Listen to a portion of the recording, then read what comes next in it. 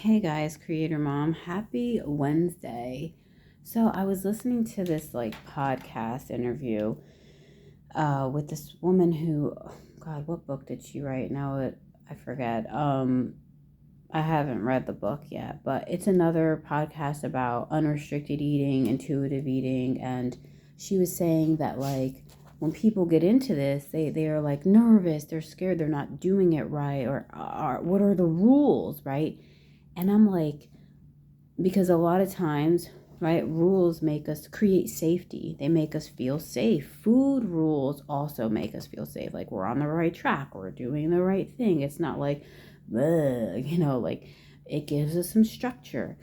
um and I'm like, why do I have this habit of always getting into things that don't require like rules and structure in a way, but what they do require is mindfulness, awareness, connection to self.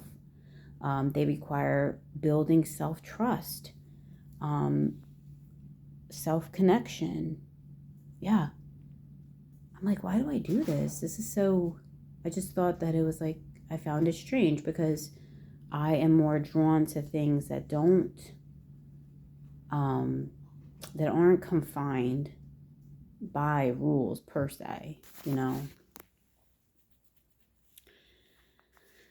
I think it's interesting.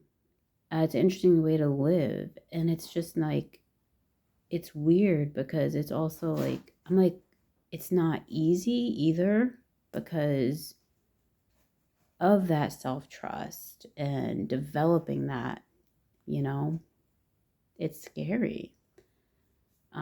Stepping away from safe rules.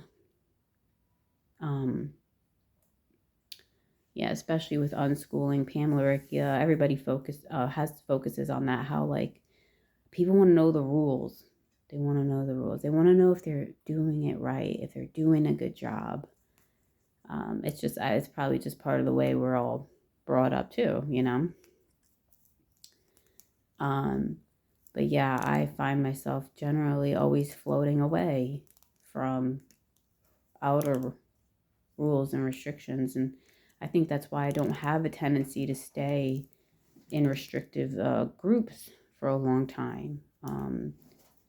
Like sororities, churches. Like I pledged a sorority in college, but it things like that just don't stick to me much. And church was good and didn't stick either. Christ is stuck. My awareness and spirituality and connection with God definitely remains. But just being a part of a group that imposes a lot of outer rules or whatever, or traditions, is tends to float away for me. Yeah, I tend to be very more non-conservative. And this is it's almost like a little bit of a difficult path because especially when you deal with, oh, family. Hey, family, that's the first group, right? And there's lots of rules in families. I've very much floated away from family. Um to an extent, though, to an extent, you know what I'm saying? I'm not saying like, oh, be isolated island to yourself either, because that's not true either. Just like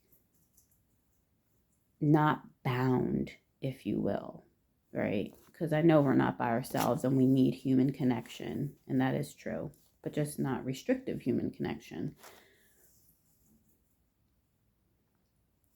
What else was I going to say? Yeah. Picking and choosing, what if the world, we're coming back into this time of the year again. It's October. Holidays are coming up.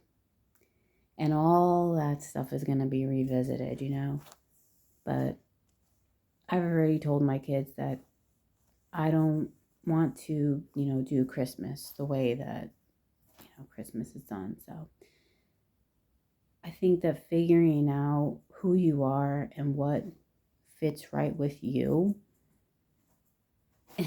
is kind of like the hardest part of the journey, and being strong enough, or not strong enough, but just being willing to take your own side and do the things you want to do and participate and not participate.